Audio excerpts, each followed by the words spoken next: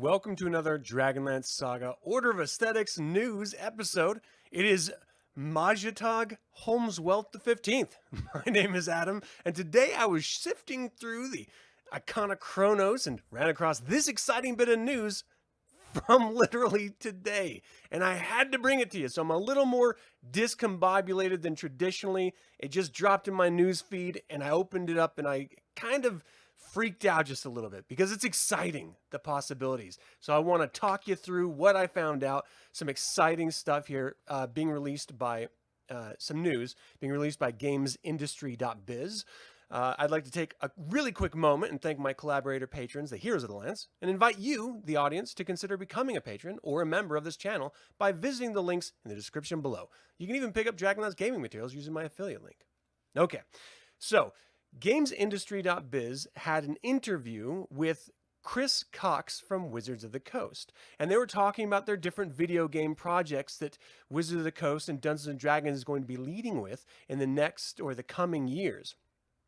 And it turns out that video games are a massive part of Dungeons & Dragons strategy moving into the future, which is pretty exciting. So he says here, among video game fans, D&D enjoys brand awareness equivalent or superior to huge names in the space, games like Elder Scrolls, Warcraft, and The Witcher, he says. And when we poll our fans, video games are by far the #1 request for how we can extend the brand.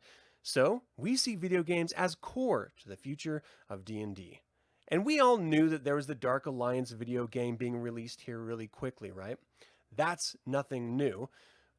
We also knew that they were coming out with some more Forgotten Realms other than Dark Alliance, like Baldur's Gate 3, which is going to be released here as well. But he says beyond these announced projects, expect us to continue to push the envelope on AAA role-playing, exciting co-op themes, and even role-playing strategy hybrids.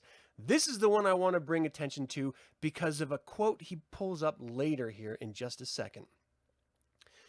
Now, before I get to that, I do want to state here that of the types of video games that he's stating here, role-playing, exciting co-op, and strategy hybrids, for a Dragonlance fan, the last thing I want is another strategy game for Dragonlance. We give me a single-player role-playing game that is immersive and open world, and I will give you all of my money. As I earn it, I will just hand it over to you on a silver platter. But if you give me a strategy game, I don't know that it's going to have legs with me. And that's, I don't know, a bit of a concern when it comes to me anyway. I don't know about you guys. So that being said, he does tease Krynn in here. Let me find it. So he says, quote, each game we will bring to market will explore a different, exciting adventure and set of gameplay themes in this diverse universe. He says, in one game, you might run a thieves guild and traverse the thieves' highway of Waterdeep. In another, you might marshal dragon hosts in the war-torn world of Krynn. Marshal dragon hosts in the world-torn world of Krynn.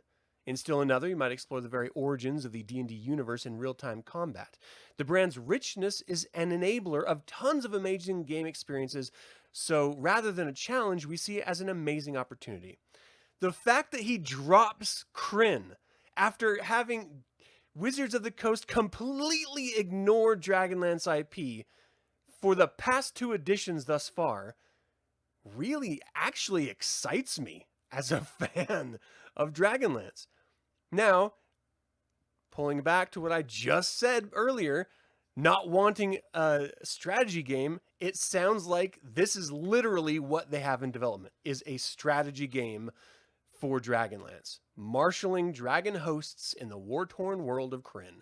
So this seems like, if I can extrapolate and just speculate here for a second, if next year we get the return of the Margaret Weis and Tracy Hickman novels that have been in contention and legal trouble for the past few years, if those are released next year, that would be the perfect time to capitalize on it and release other information like 5th edition source books for the campaign world and any type of video games. And if marshaling dragon hosts in the war-torn world of Krynn is part of that, Well, that tells me that's War of the Lance era. And if you remember the trilogy that Margaret Weisman and Tracy Hickman were writing in order to be released by Wizards of the Coast, it was a return to our companions, our Tanis and Sturm and Karaman and Raceland and Tika and so on and so forth. That's the War of the Lance. So this really seems to me, and I could be completely just freaking out over just some random phrase this guy threw out in the heat of the moment. This seems like they're planning a War of the Lance strategy game. So, again, let's just take a little bit of speculation here. If that is the case, what do you guys want to see out of that? Would you want to see a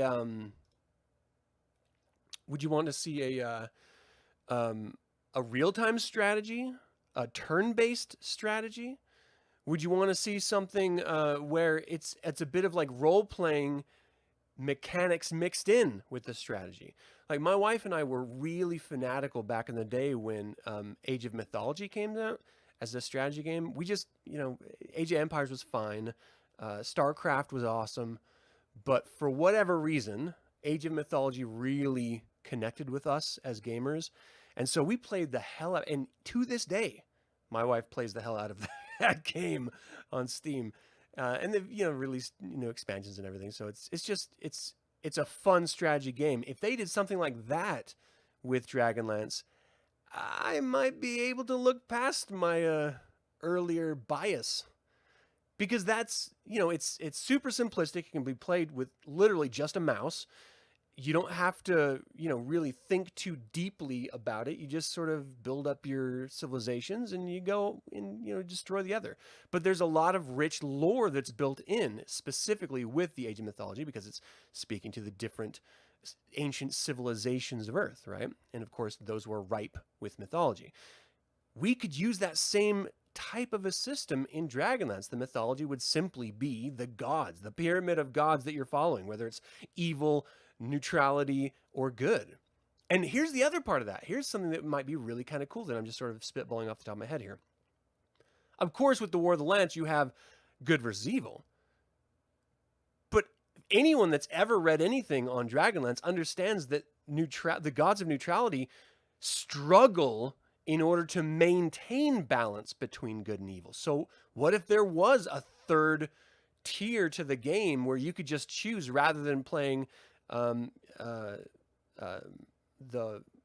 Waterstone Counselor, or it's eluding me in the moment, or the Dragon High Lords? What if instead you the Whitestone Council? What if instead you played just like neutrality, like Gillian's Ward, or the Aesthetics, or something where you go out into the world and you have to make changes. Yeah, thank you, the Whitestone Council. Thank you, Angel. Make changes in each of those other camps, because they're not actively fighting you. And this actually harkens back to Dragons of the High Lord Skies, where we actually saw the Aesthetics being assigned to different regions. And this one in particular in the story was Tarsus, where they had to go into the ancient library at Tarsus and protect the volumes of knowledge there from the dragon armies coming in and destroying them. And they actually ended up helping the Knights of Solamnia, Derek Crownguard, in finding a tome of wisdom, and Tasselhoff Burfoot actually ended up reading it with his glasses that he acquired in the Dragons of the Dwarven Depths.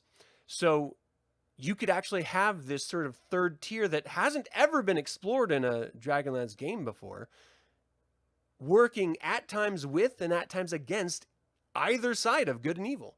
And I think that would be an interesting game dynamic in order to explore, to kind of keep fresh and differentiate a Dragonlance real-time strategy or turn-based strategy from what is done before in the past, but also from any other strategy game out there. That would be kind of interesting.